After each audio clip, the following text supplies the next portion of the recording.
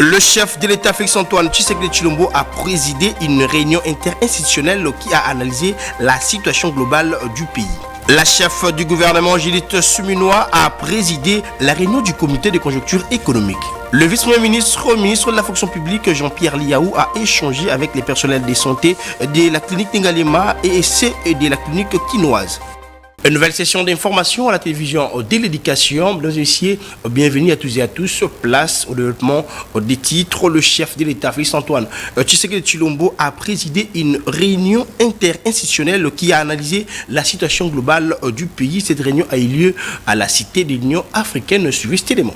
Les chefs de 4 institutions de la République, le président de l'Assemblée nationale Vital Kamerhe, du Sénat Sama Lukonde, la première ministre Judith Suminwa et le président du Conseil supérieur de la magistrature, Dieudonné Kamuleta, ont tous pris part à la réunion interinstitutionnelle présidée ce jeudi 12 octobre à la Cité de l'Union africaine par le chef de l'État, Félix-Antoine Tshisekedi Tshilombo. Ils ont débattu pendant plus de 3 heures autour de la première institution du pays garant de la nation des questions d'intérêt national relevant des domaines économiques, sociaux et sécuritaires.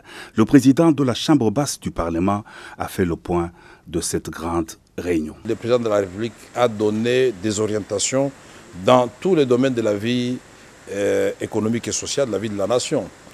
S'agissant de l'économie, le président de la République a souligné sa détermination à voir notre économie décoller, avec notamment la baisse du taux directeur de la Banque centrale.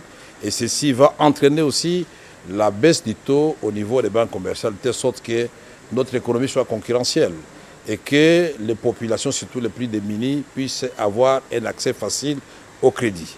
Nous avons souligné aussi la question qui est déjà prise en charge au niveau du gouvernement, et ça c'est le président qui l'a rappelé, de voir les prix des biens de première nécessité baisser sur le terrain. Et cela en préservant la stabilité du cadre macroéconomique. Le président de la République a souligné aussi la nécessité d'avoir un système financier cohérent avec les objectifs du développement. Et pour cela, il a veillé à ce que tout le monde puisse comprendre que les réformes fiscales qui vont être amorcées de façon rapide, puisqu'elles avaient déjà commencé, accélérées, nous puissions avoir une fiscalité qui soit attrayante et qui crée le climat des affaires. Le président de la République, Félix-Antoine Tshisekedi Tshilombo, a accordé une audience à Dr Benjamin Choquet, porteur d'un message de son homologue sud-africain Cyril Ramaphosa sur les questions qui touchent les relations bilatérales entre les deux pays. Suivez cet élément de Ginel Pézo. Au vu des résultats des dernières législatives, la République sud-africaine a pour la première fois de l'histoire un gouvernement d'union nationale, reçu ce jeudi à la Cité de l'Union africaine par le président de la République Félix-Antoine Tshisekedi Tshilombo. L'envoyé spécial du chef de l'État sud-africain inscrit sa visite à Kinshasa dans le cadre du suivi de la dernière mission du président Cyril Ramaphosa dans la capitale de la RDC et de renforcement de relations bilatérales entre les gouvernements des deux pays. The purpose of our meeting is to La raison de notre visite, c'était continue to strengthen our relationship. c'est pour renforcer nos relations. Et puis aussi concernant certains points qui étaient discutés la fois passée lorsque le président sud-africain était de passage ici, pour que cela soit mis en musique pour renforcer les relations bilatérales entre les deux nations. Aussi bien le président Cyril, le président Félix-Antoine Tshisekedi est fermement engagé. Comme vous le savez, aujourd'hui en Afrique du Sud, nous avons un nouveau gouvernement. Comme nous venons des élections justement, nous sommes vraiment décidés de faire en sorte que ce qui était conclu avec le gouvernement congolais soit vraiment mis en application. Et nous voulons que ça se fasse le plus rapidement possible. Pour l'envoyé spécial du président sud-africain, la commission mixte RDC-RSA devrait très bientôt se réunir pour la poursuite et le renforcement des accords de coopération entre les deux nations. Comme annoncé au sommaire, la réunion du comité de conjoncture économique s'est tenue exceptionnellement à la primature. Une réunion dirigée comme à l'accoutumée par la première ministre Judith Suminwa. Suivez cet élément. Nous allons avoir notre réunion du comité de conjoncture économique hebdomadaire, exceptionnellement aujourd'hui jeudi, sous la conduite toujours de la première ministre. 2 grands points se détachent dans les discussions d'aujourd'hui. Le premier point, c'est l'observation de la consolidation de notre cadre macroéconomique. Donc nous avons constaté que l'inflation continue à baisser pour la 4e semaine consécutive, mais il y a aussi le franc congolais qui se consolide.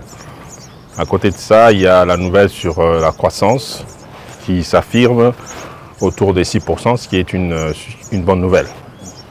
Mais comme vous pouvez le comprendre, nous n'allons pas nous satisfaire de ces résultats. Nous continuons les efforts, essentiellement sur la discipline budgétaire, mais aussi sur les grandes questions d'encadrement structurel, la diversification notamment.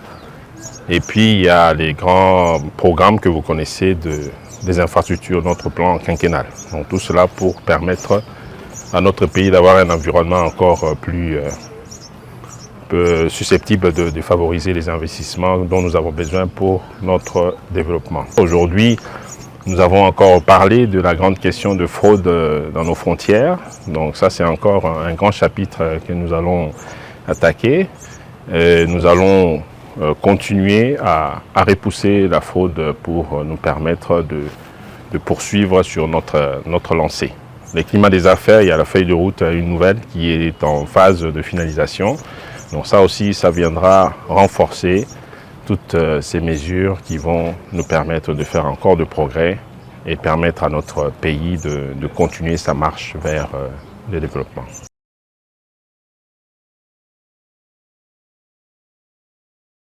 Changeons les chapitres. Le vice-premier ministre de l'Intérieur, Maître Jacquemain Chabani, a échangé avec le ministre d'État belge sur les questions qui touchent la situation sécuritaire et la nécessité de former les personnels politiques et administratifs sur la décentralisation. Suivez cet élément de Ginel Pézo.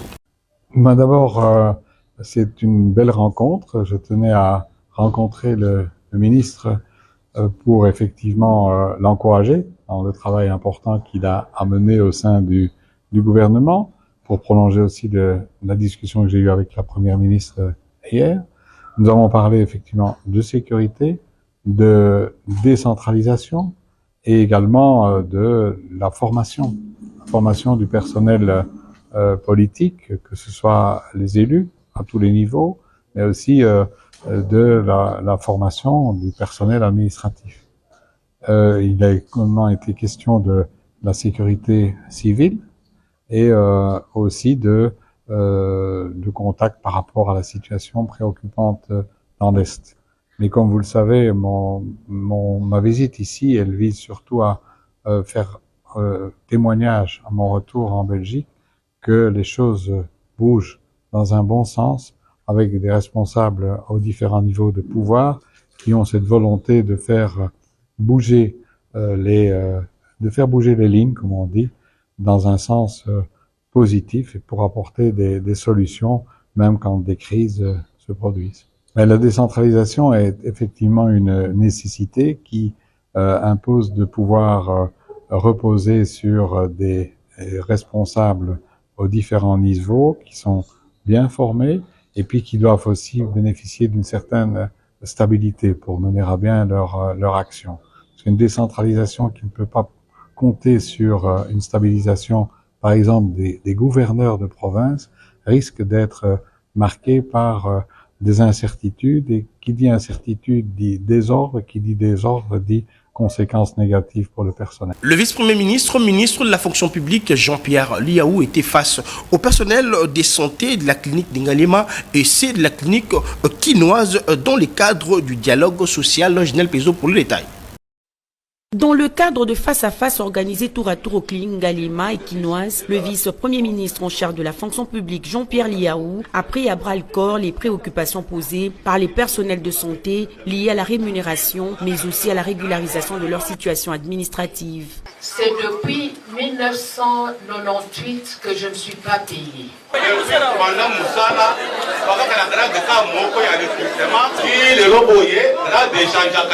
À toutes ces préoccupations, le vice-premier ministre Jean-Pierre Liaou a rassuré le corps médical de clinique Ngalema et le pro-santé des dispositions prises pour des solutions idoines aux problèmes posés. J'ai noté les diverses préoccupations qui ont été ici soulevées. Je vais tâcher de tout mettre en œuvre pour que des solutions rapides puissent être trouvées, des réponses puissent être données. Nous mettrons tout en œuvre pour qu'elles puissent toujours rayonner et continuer à fonctionner de manière tout à fait optimale. Même exercice aux cliniques quinoises où le patron de l'administration publique congolaise, Jean-Pierre Liaou, a prêté une oreille attentive aux desiderata des médecins, infirmiers, femmes sages et pro-santé dans un climat de convivialité. Depuis 2000 ou 2001, je suis à la clinique, le même grade. Notre souci se base au niveau de notre prime des risques. Depuis 2018, rien ne change. Cette initiative de descente sur terrain pour être à l'écoute des fonctionnaires de l'État a été saluée par le corps médical de 2 cliniques où les efforts entrepris dans le cadre de la réforme de l'administration publique telle que voulue par le président de la République, Félix Antoine Tshisekedi Tshilombo. Nous sommes ravis de joie. C'est la toute première fois que nous recevions une autorité au rang de ministre descendre à la base. Il nous a montré que c'est un homme de terrain, il ne reste pas dans son bureau, c'est comme ça qu'on trouve la solution. Par cette descente, le vice-premier ministre Jean-Pierre Liaou inaugure une série de tournées qui devra lui conduire dans plusieurs hôpitaux de la capitale dans le cadre de la politique de proximité pour être au contact et résoudre tous les problèmes à la base. Tout à fait autre chose, la NOJEC a organisé une marche pacifique pour témoigner le soutien au ministre d'État, ministre de la Justice et garde de Sceaux, Maître Constant Moutamba, pour les efforts initiés dans le secteur de la justice congolaise de cet élément.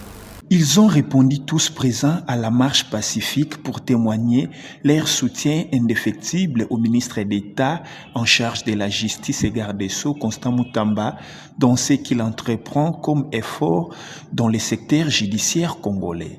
Il s'agit des cadres et militants de la nouvelle génération pour l'émergence du Congo ainsi que d'autres Congolais qui se retrouvent dans la manière de faire de l'actuel ministre d'État en charge de la justice et garde des Sceaux. Une marche partie du terrain Mamayemo pour chuter au boulevard du 30 juin devant la primature où un mémo a été lu pour cette circonstance par le secrétaire général de la NOJEC, Fidel Fido Saïd El Omar.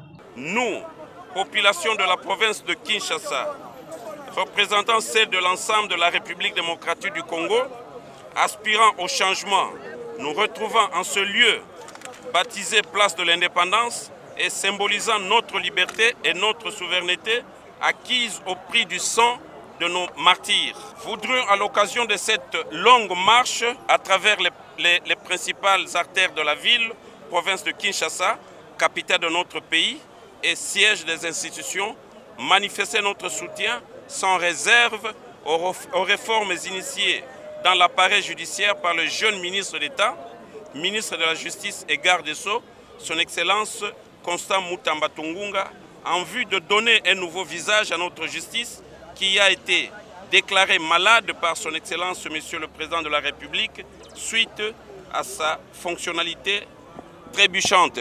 Pour rappel, le ministre d'État en charge de la justice et garde des Sceaux, Constant Moutamba, séjourne à l'étranger pour des soins de santé suite au contrôle positif dont il a été testé et 80% de son cabinet également a été testé positif.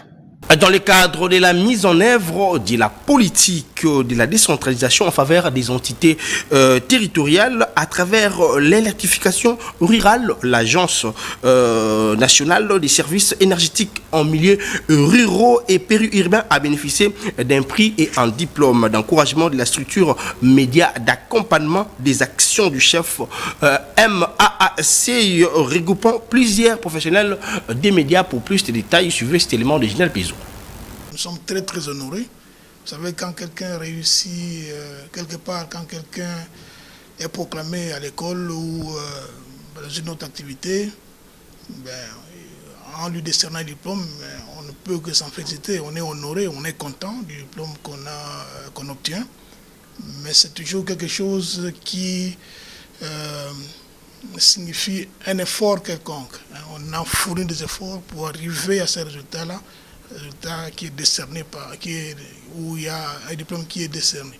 Donc, une grande satisfaction pour nous, pour un lanceur, pour le DGA et moi-même, pour ce que nous venons d'obtenir aujourd'hui. Entamé, certes, nous avions reçu l'appui gouvernemental, mais ça fait 2 ans. Mais aujourd'hui, nous sommes très avancés par rapport aux perspectives présentées par le DG tout à l'heure. Nous avons des ambitions, nous avons une cinquantaine de chantiers en cours. Et là, il y a une énorme difficulté parce que le gouvernement ne suit plus. Donc nous, on considère aussi que les médias, ce sera aussi votre rôle, de porter la voix de Lancers auprès des décideurs politiques financiers pour pouvoir accélérer, en tout cas, le financement de ces projets au profit de la population congolaise. Nous sommes comme les arbitres entre les décideurs, mais également le gouverné. Alors c'était une occasion pour nous de voir la République du Congo est un pays à la taille continentale qu'il le faut électrifier à travers toutes ces provinces et les différents territoires. Alors, on a jugé que dans chaque secteur, comme le média d'accompagnement des actions du chef, on accompagne non seulement le président de la République, mais on accompagne également ceux avec qui il a nommé, il a placé en tête des différentes entreprises publiques, mais également au sein des différents ministères. Donc il était impérieux pour nous, MAC, de choisir des personnes qui œuvrent pour l'avancement et le développement de la République démocratique du Congo, dans sa généralité, de les encourager. On ne sait pas trop donner, mais on donne avec les possibilités qu'on a et on le fait juste pour que le petit peuple s'y retrouve. Parlons santé, et dans ce journal, le coordinateur national de la couverture santé universelle a réuni les directeurs généraux des établissements de facilitation des mises en œuvre de la CCU, les secrétaires généraux du ministère sectoriel ainsi que les services spécialisés à la présidence le jeudi 12 septembre 2024. Pour plus de détails, suivez cet élément de Ginel Bezo. C'était une réunion de mise à jour pour des actions concrètes concernant la couverture santé universelle. Le coordonnateur du Conseil national de la couverture santé universelle a réuni les directeurs généraux des établissements de facilitation de la mise en œuvre de la CCU, les secrétaires généraux des ministères sectoriels ainsi que les services spécialisés de la présidence. Objectif, réfléchir sur la prise en charge de la couverture santé universelle des fonctionnaires de l'État, des FRDC et de la police en 2025. Volonté exprimée par le président de la République, Félix Antoine Tshisekedi Tshilombo. Ça, c'était une rencontre de travail en fait pour nous, pour voir comment nous allons de l'avant avec les recommandations de son Excellence le Président de la République quant à l'extension de la gratuité de la maternité aux autres provinces qui ne sont pas encore couvertes, à l'extension du paquet de soins pour couvrir les agents publics de l'État, y compris la police nationale congolaise et la FARDC, mais aussi dans le cadre du travail, dans l'approche de la santé dans toutes les politiques. Pour y parvenir, les commissions ont été remodelées. En attendant le financement, le docteur Polydor Mbongani s'est réjoui de la réussite et de la gratuité de maternité et promet l'extension dans toutes les provinces. D'après les informations à ma possession, le gouvernement est en train de travailler dur pour nous disponibiliser de ce financement supplémentaire qui pourra nous permettre d'aller de l'avant. Et je pense que ça sera dans le mois. En tout cas, que nous allons commencer avec le processus d'extension dans les autres provinces.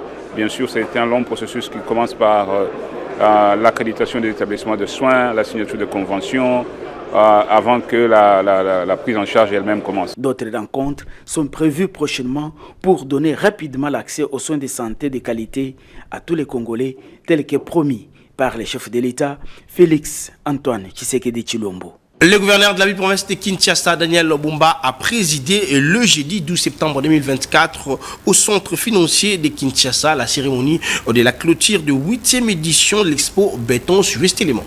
Débutée le 9 septembre 2024, la 8e édition d'Expo Béton RDC s'est clôturée le jeudi 12 septembre au centre financier de Kinshasa sous le thème Révolution urbaine des solutions durables pour la corridor ouest de Kinshasa et Congo central.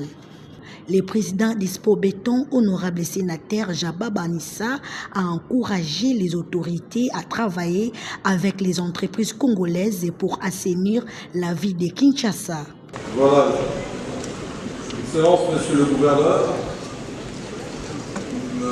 honorable, mesdames et messieurs, je tenais, avant de passer à cette étape, à remercier d'abord le chef de l'État qui a eu cette sollicitude de venir lancer les travaux d'Expo.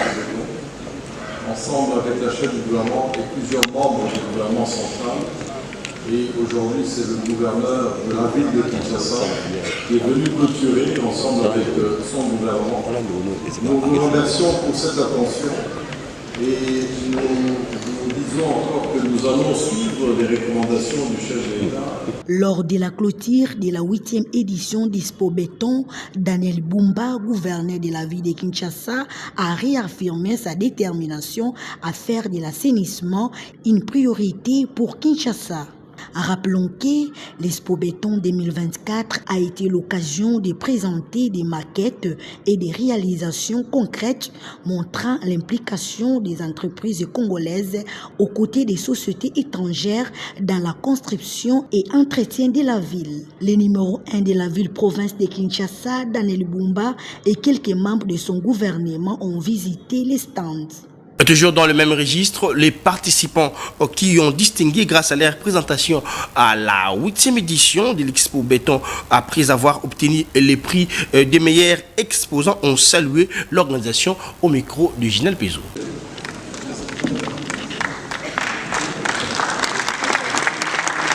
Les représentants de la tête ou de la voiture électrique. Je remercie beaucoup Madame Malanda de nous avoir accompagnés sur ce salon. Et c'est grâce à elle qu'on a pu aussi gagner ce trophée. Disons énormément merci à l'organisateur de son concours, particulièrement M. Jean Mamanissa, d'avoir pensé à ce que ce concours ici peut être le moment à ce que toutes les universités et institutions supérieures puissent se retrouver afin de faire les échanges technologiques.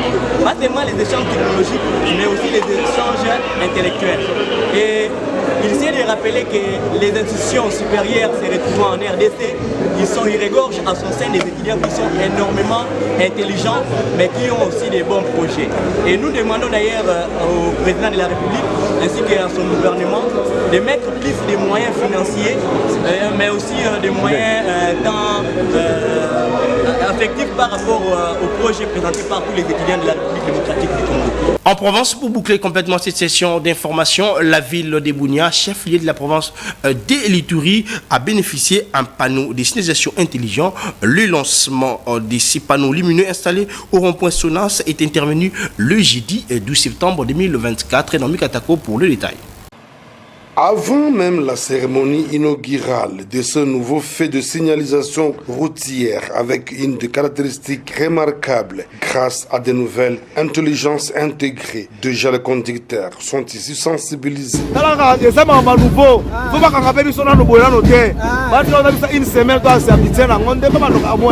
La directrice provinciale AI de la Commission nationale de la prévention routière s'est dite satisfaite de l'aboutissement de ce projet. Grâce à l'autorité de l'État de siège, moderniser cette signalisation et appliquer la manière à faciliter la compréhension aisée des signaux par les usagers de la route. Pour Héritier Kassonia, ingénieur de la Seine-Père, ces nouveaux faits de signalisation diffèrent des anciens. Les anciens panneaux de signalisation lumineuse étaient simples et dépourvus de certaines fonctionnalités essentielles. Ils ne disposaient ni de capteurs à rebours, ni de signaux spécifiques pour les piétons, ce qui pouvait parfois entraîner des situations de confusion et de danger, tant pour les automobilistes et que pour les piétons. Le maire de Bunia, le commissaire supérieur principal, Mbouikola Bosco, a invité ses administrés à respecter et protéger ces installations. Ces acquis sont de précieuses œuvres qui élèvent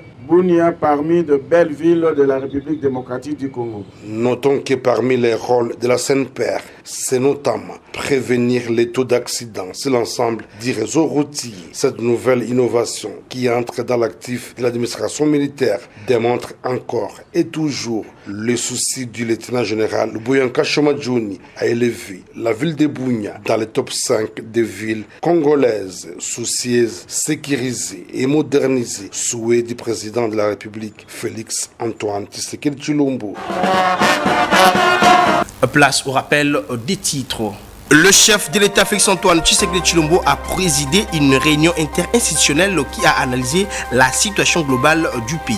La chef du gouvernement, Judith Suminwa, a présidé la réunion du comité de conjoncture économique.